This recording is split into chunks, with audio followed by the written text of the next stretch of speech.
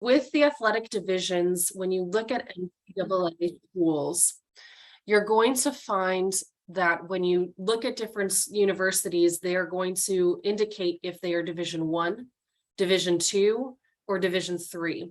And it can get kind of confusing as to what the difference is between each of them. We're going to break it down and look at each division and some of the different qualities that each of the divisions have, which may also help kind of indicate what may be the best fit for you. Different student athletes find value in competing on the collegiate level in different divisions. And depending on your sport, you may find that one division may be a better fit for you as well. So Division I is the largest division. There's over 350 schools that compete on this level with over 6,000 athletic teams. And over 170,000 student athletes last year competed on this Division I level. So the largest universities typically compete on Division I. So if you are looking at a larger university, typically they will be competing in this division. Division I also hosts the most athletic scholarships, and this is where you're going to see some of the biggest distinctions between each of the divisions. Division I schools can offer partial and full athletic scholarships to their student athletes based upon their athletic ability, what the team is able to provide for funding for the students. So if you are looking for high funding for your collegiate career while you're studying in the United States, Division I may be the best fit for you. When you look at the NCAA website, and you can just Google NCAA, you will find a list of all the Division I schools with all of the different teams that they have, the different sports that they have, or as you're narrowing down your search, you can always look at the athletic page for the universities that you're considering. They will clearly outline if they're Division I and the sports that they compete in. Division II is a fairly large division as well. As you can see, there's 300 schools that compete on this level, so almost equivalent to Division I with over 100,000 student athletes. This is a division that typically you find with large to mid-sized schools, though you do see some smaller schools that compete in this division as well. Division II distinguishes itself from Division I in that student athletes can receive partial athletic scholarships, but cannot receive full athletic scholarships. So a student may qualify for a full tuition scholarship, but no housing scholarship for their athletic abilities. Whereas Division I, the students may be offered full housing, all food on campus, books, and tuition as a package for their athletic competition in Division I.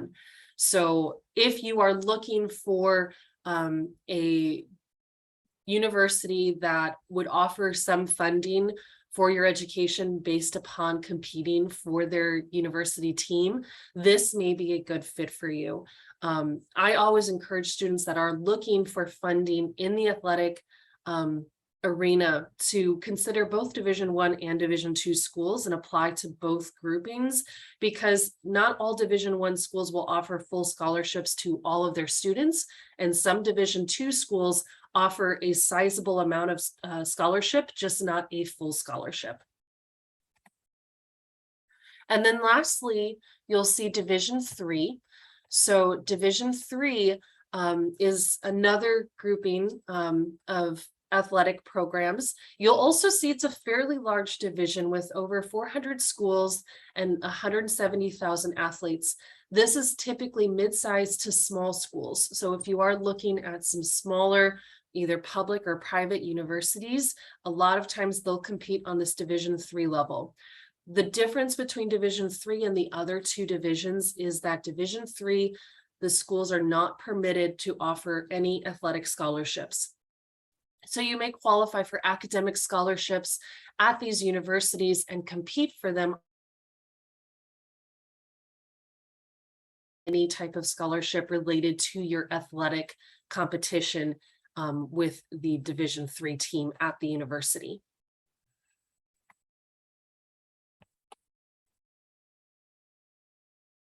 So for the NCAA, when you apply to become a student athlete at a university that participates in the NCAA athletic program, you are applying both to the university, and you must meet the university's admission requirements.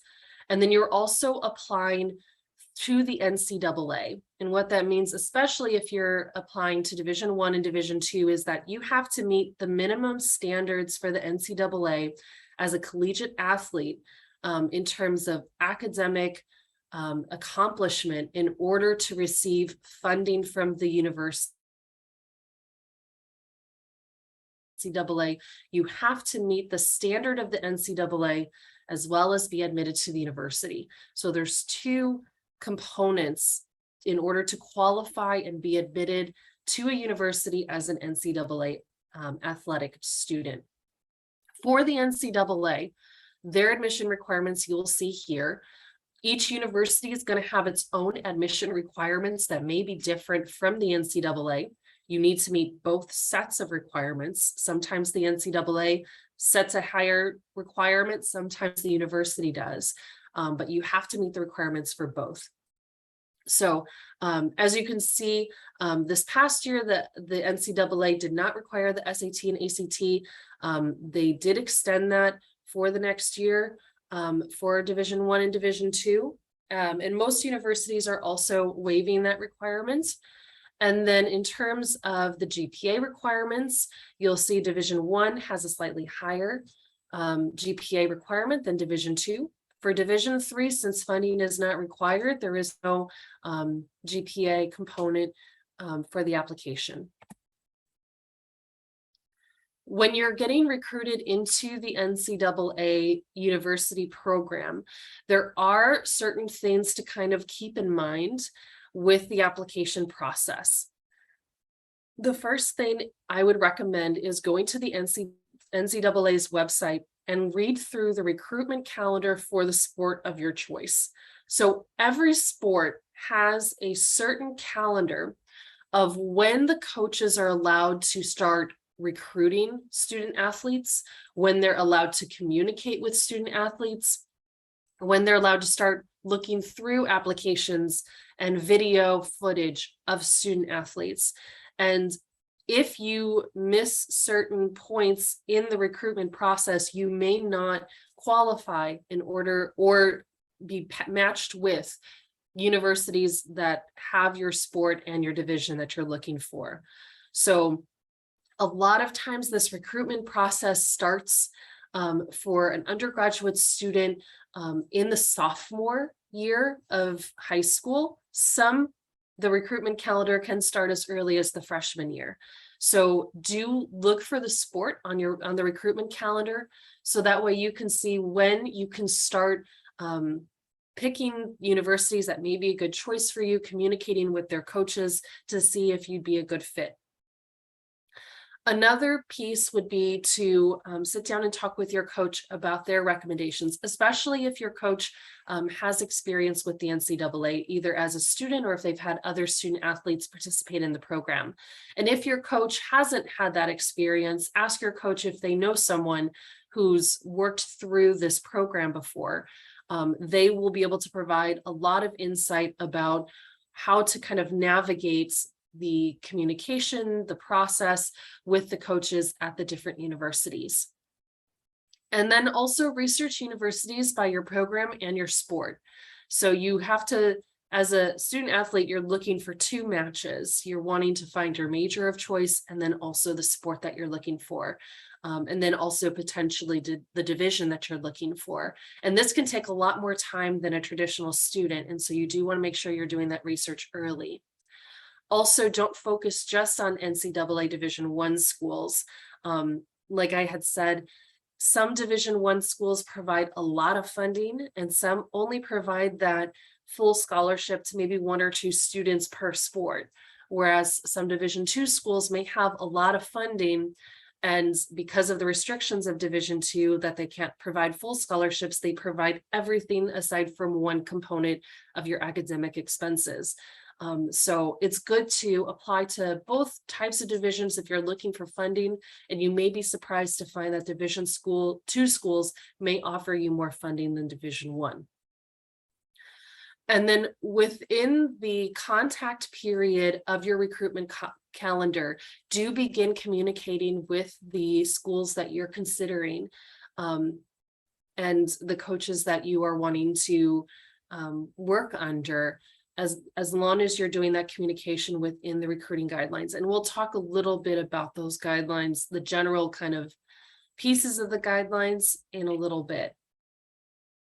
Also, depending on the sport, highlight reels are a huge part of the recruitment process. And as an international student athlete, this will become a really big part of your recruitment process. So make sure that you do have a good highlight reel as you go through your high school athletic career, to make sure that you have good content to be able to provide to the coaches, since the possibility of maybe coming and visiting the campus before you come to the university may or may not be available for you. And then also maintain your academics. This is a big part of the admission process for the NCAA. And then the registration process with the NCAA Eligibility Center. Make sure that you do that in time. This is the piece of the NCAA application for admission into the NCAA. This is where you put in your GPA information, so that way they can see that you meet the requirements academically to be considered for an athletic program at a university, meeting that NCAA admission requirement. Then you go and meet that university admission requirement. All right, so that was a bit about the NCAA. We're going to take a break from that and go into the California Community College Athletic Association. So there are several other athletic organizations in the United States, some of them with private universities. There are a few other athletic organizations that are connected with public universities. There's also athletic programs for community colleges. Community colleges don't participate in the NCAA. They have their own athletic programs. For the California community colleges, they have their own athletic division that they compete in. There are 114 California community colleges, and so they make up this athletic organization and compete on a collegiate level with other community college students. So as you can see here, this is the CCCAA conference. There's 108 of the 114 community colleges in California that participate in this. As you can see, there are 11 conferences or regions that compete against each other. So in each region, typically there's anywhere from about 6 to 10 community college athletic calendar, and then they compete on a state championship level. And there's 27,000 student athletes that compete in this organization. Now with the CCCAA, in terms of funding for student athletes, there are no athletic scholarships connected directly to athletic programs, but a lot of CCCAA students qualify for athletic scholarships and receive some funding for their academics as an academic merit scholarship. Couple of tips when you look at the CCCAA, if you are looking to first enter your university and higher education career in the United States as a community college student, and you want to compete on a collegiate athletic division, and you want to be admitted as a community college student that is competing in the CCCAA. You will want to take a look at the recruitment calendar for the sport of your choice on the CCCAA website. It will have a list of all the different sports that CCCAA competes in, and the recruitment calendar for each respective sport. Very similar to the NCAA. There are certain times when the coaches can reach out to you, certain times that you can reach out to the coaches, certain times that you can send them highlight reels, things like that. And so it's important to make sure that you are meeting all those different points of communication properly. Also, when you speak with your coach, if they are familiar or have a colleague that is familiar with the CCCAA, it's really good to be able to talk through what are the best strategies as you consider different offers from community colleges and athletic programs. You will want to also do your research on the colleges by program and sports. The CCCAA has so many different athletic programs, from soccer to water polo. There's a lot of different options, and some sports have more options and some not as many, and so that may help inform your choice. As you go through the recruitment process, make sure that you are meeting those certain recruiting guidelines in your communication with the coaches. That highlight reel, again, is a huge piece of this. And then also the academic component to meet that requirement is a really crucial part. The CCCAA also has an eligibility form and an out-of-state student contact form. So both of these pieces have to be completed for you as an out-of-state student. For the community colleges, they do have a certain process that has to be done for California residents to be recruited into the CCCAA. And then for anyone who is not a California resident, whether that student is from New York or Doha, they have to complete this out-of-state student contact form, and their recruitment process will be slightly different. So during the recruiting calendar, when you look through a specific sport, whether you're looking at like basketball or volleyball, you're going to find certain terms that pop up as you go through the calendar of, like, in your second year of high school, there is a contact period or an evaluation period. What does all of this mean? So as you can see here with a contact, that's any communication that goes beyond just a hello during a face-to-face interaction between a coach and a student, athlete, or parent. So there are certain times when a coach can just have a friendly conversation, and then times that a coach can have a very intentional conversation about recruiting a student. And if they violate those terms, that can cause serious issues for their university and their sport with the NCAA. They want to make sure that it's fair for all universities to be able to have the same communication with a student at the same time, especially if they're all competing for the same student athlete to join their team. So the contact period is the time when a coach can have face-to-face contact, whether that is bringing the student to come to a practice at their campus, or a time that they can watch student athletes for recruitment purposes, whether that is going to see them at a practice with their team or seeing a highlight reel. And then the evaluation period is the period of time that a coach can watch competitions, visit schools, or call the student, but cannot have that face-to-face contact. So it's a different kind of time where they can still evaluate the student, they can still see the student, but they cannot see them face-to-face. Within the recruitment process with the NCAA, they also have a period of time where the coach cannot have contact with the student at all. We call that the quiet period.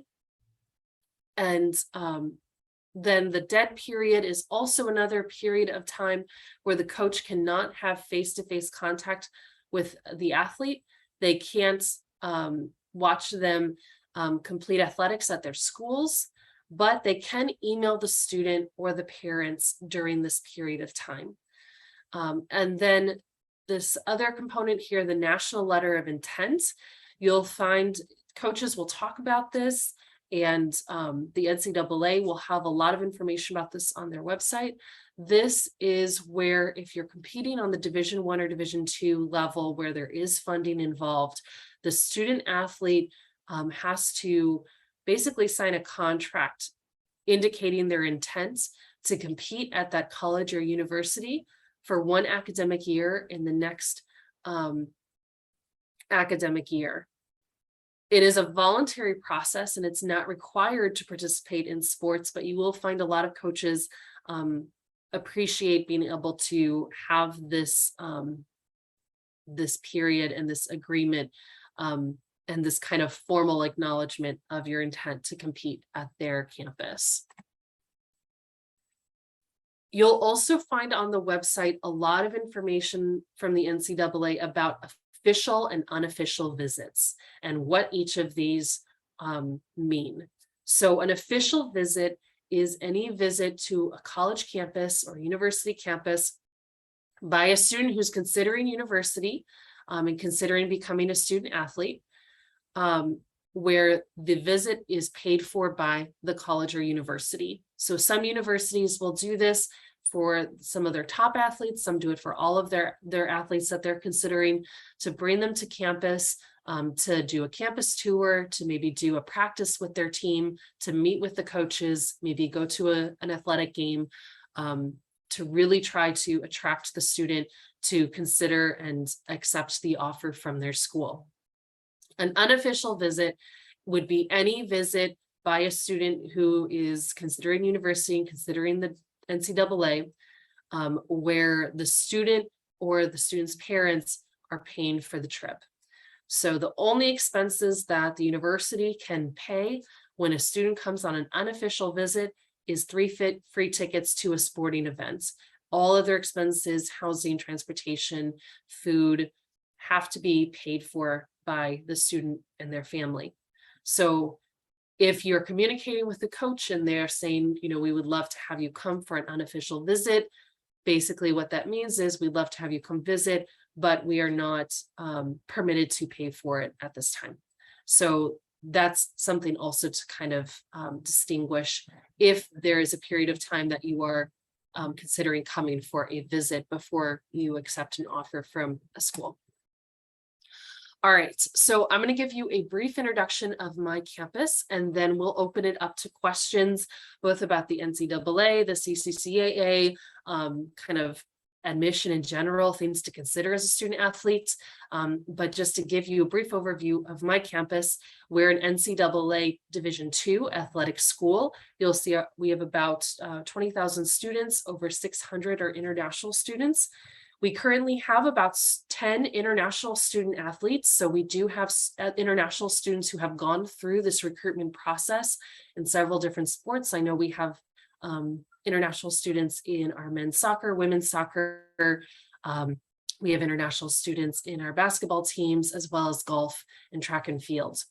We're on a semester schedule, and then as you can see, San Bernardino, California is kind of nestled in Southern California between several large metropolitan areas. We're about an hour and a half from Los Angeles and 2.5 hours north of San Diego. We also have a regional campus in Palm Desert, California. We don't have any athletic programs specifically at this campus, but we do have some student athletes that commute into the Palm Desert campus for maybe 1 or 2 classes. It's about an hour away from the main campus, but we have free transportation between the two. So if that is something that will be part of your academic journey at our campus, the Palm Desert campus is a pretty cool spot as well. So then, as you can see, our Division II sports at my campus, we have 4 men's sports, and then we have 6 women's sports. All of them go through the NCAA recruitment process. We recruit students both as first-time freshmen who come straight from high school. We also recruit students as transfer students from the CCCAA athletic division, as we talked about. So if you decide that you want to first enter a community college as an athletic, in an athletic program as a student athlete, it is possible after you finish your 2 years to do your second 2 years with us in the NCAA. And then again, also as a first-time freshman, this is where we see a lot of our student athletes also recruited to come for the full 4 years. And then you'll see our academic programs here as an undergraduate student. So you'll see each of our colleges. The programs in red have slightly higher admission requirements because they are the more competitive programs. If you have questions about those programs, I'll have my contact information in the chat, so that way you can reach out to me directly and I can let you know what the specific requirements would be for one of those programs in red. The programs marked in black follow our standard admission process. Our standard admission process is a little bit lower than the NCAA's process. So if you are applying as an NCAA student athlete and you meet the minimum NCAA requirements, you'll meet the requirements for any of the programs marked in black. Then you'll see our master's programs. If you are looking for a graduate program and maybe competing in the NCAA as a graduate student, that is also possible. And you'll see those programs as well. And that is everything that I have. You'll see my contact information here. I'll also drop it in the chat. If you have any questions, we will go to a question and answer time at this time. Thank you very much, Rebecca. It was really informative session, and you provided valuable information about athletic scholarships. We received some questions. The first question, I know that you mentioned some of the answers in your presentation, but we received a question. You have just talked about graduate and undergraduate. Her question was, is it only for graduate, or is it only for undergraduate, or can graduate apply to these scholarships? So in general, this is typically undergraduate students who apply to the NCAA. I believe with Division I, there may be some limitations for graduate students to compete on the collegiate level. With NCAA Division II, there are graduate students that compete on the collegiate level. It does depend on the student's academic history. So if the student came to the US as an undergraduate student and competed for the 4 years in the NCAA, they will not qualify to continue in the NCAA for a master's degree. But if they are completing their bachelor's degree outside of the US, since they haven't had any years in the NCAA on the undergraduate collegiate level, they can apply, at least for Division II, that's the one I'm most familiar with. They can compete in Division II as a graduate student as long as in their bachelor's career, they did not compete in the NCAA. Thank you very much. I know that you mentioned the requirements to apply for these scholarships, but can you please assure us or tell us how can an international student apply for athletic scholarship, please? Yeah, so for the NCAA, which is the largest collegiate organization, which is what you're probably, when you're applying to a university, it's probably what you're going to be seeing. Like I said, there are 1 or 2 other collegiate athletic divisions in the United States that are not connected to the NCAA. So you may find the universities that you're considering may not be in the NCAA, but they may be in a different athletic program. But for the NCAA, we typically recommend, if you're coming as an undergraduate student, that you start your research as a first-time freshman, start looking at universities and their athletic programs, identifying what are going to be the best matches. And if you're not a freshman right now, if you're a little bit past that, just start at that step first and then kind of move through the other steps quickly. And then typically in the second year, that is when that no contact period can start that we had talked about, where the coaches can start communicating with you. You can communicate with the coaches. You can start sending highlight reels. That typically starts in the sophomore year and goes through the junior year, where the coaches can kind of identify if you're going to be a good match for them, if you're going to fill some of the gaps that they may be seeing in their teams and what they're going to be looking for in a couple of years. Once you get into your last year of high school, your senior year, this is where you start applying for the NCAA. You start applying to the universities in the fall of your senior year. And at that point, the coaches at these universities have to already be recommending you to the NCAA for their campus. So you can't just apply to a school and to their sports without the coaches accepting that desire to apply. So I hope that helps a little bit.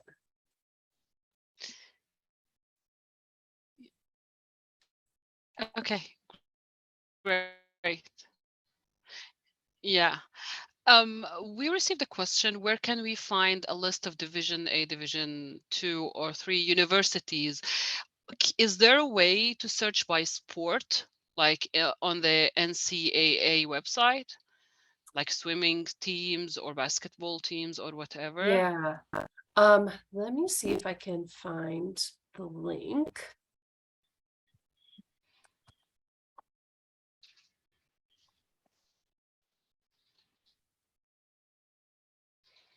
And the process is the same for American and for international students, Yes. correct? Yes, for the Okay. NCAA, it is exactly the same. Like I said, for the CCCAA, they're going to be, they're going to have that additional form for non-California residents. Okay, I'm going to drop a link in the chat here. And then I'll also pull up a shared screen to this link. This, I think, will probably be the most helpful. And if we're connected also to any other kind of social media, if you can relay this link into those chats, so that way the students have that information.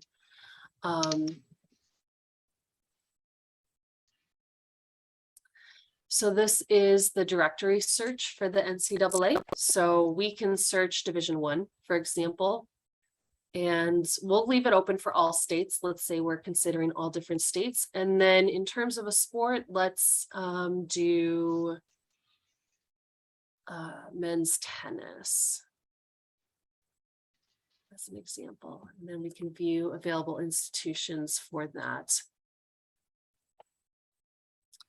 So then you'll see here a list of all of the universities that meet a Division I requirement for tennis.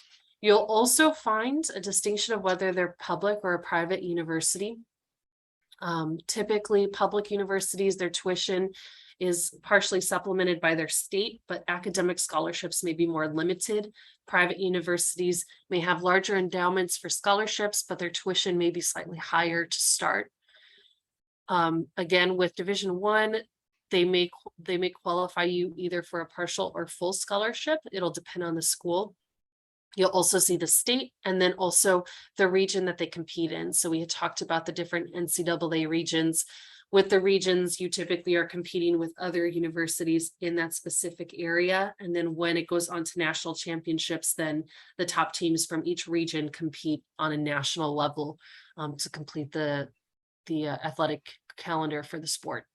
So that gives you a general idea. A sport like tennis is going to be pretty large and comprehensive, but you'll also find a lot of sports that may not, you may not see quite as often.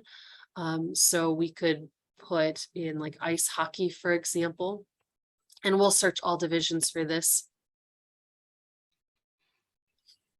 And then you'll see a distinguishment of each of them. So that also may be helpful if you're considering Division I and Division II, to just search all of the campuses for your sport. Then you can sort by division, and that might help narrow down the different schools you want to consider. And when you click on each school, it gives you a brief profile on the school. And then also that will be helpful for you in terms of searching the campus to see if they meet the academic piece that you're looking for. So make sure that they've got your major when you're considering their programs. Okay, great. We just want to assure our viewers that the process is the same, even for American students who finished high school abroad. So it's the same, correct, Sah? Yes. Yep. Okay, perfect. I have another question. Can I combine an athletic scholarship with an academic one? Yes. Yes. Especially with Division II, this is very common. So like I said, with Division I, you may qualify for a full scholarship specifically for athletics, or you may have a partial athletic and partial academic scholarship. But as long as the conditions for the academic scholarship do not say that if you have an athletic scholarship, you can't qualify, which I've never really seen that happen. you can qualify for both types of scholarships for your funding for education. Perfect. I received another question. Our student says, I'm 35. Am I too old to apply for an athletic scholarship? Well, with all athletic scholarships, what campuses are looking for is high athletic performance for the university. So if you are performing at a high athletic level in your specific sport, it's absolutely possible to apply. If you are looking to either study on a bachelor's degree or on a master's level, if you've never competed in the NCAA, you may qualify based on the division. But you have to make sure that you are a high performing student athlete. That's what the universities are going to be looking for any age. Okay. Okay, perfect. Our last question. What if I wanted to transfer to another college? So if you first come to a university and competing on the collegiate level, and then you decide that the school isn't a good fit, or maybe your program isn't there, it is possible to transfer. NCAA schools, they as long as you haven't competed for more than 4 years, you may qualify for another campus, but the other campus has to accept you as a student athlete as well. So it gets kind of complicated because the coaches may be looking and recruiting community college students and high school students. If you're an active student athlete at another campus, they cannot actively recruit you out of their school. It goes against the NCAA rules. So you have to kind of withdraw your athletic contract with the university and the NCAA in order for those coaches to even start communicating with you. So there may be a semester or two where you aren't competing on the collegiate level because there are certain things you have to withdraw and then start communication again with another school. But there are some student athletes that do transfer from one school to another and compete again on the collegiate level. Thank you very much. I think that's it for tonight. Thank you, Rebecca.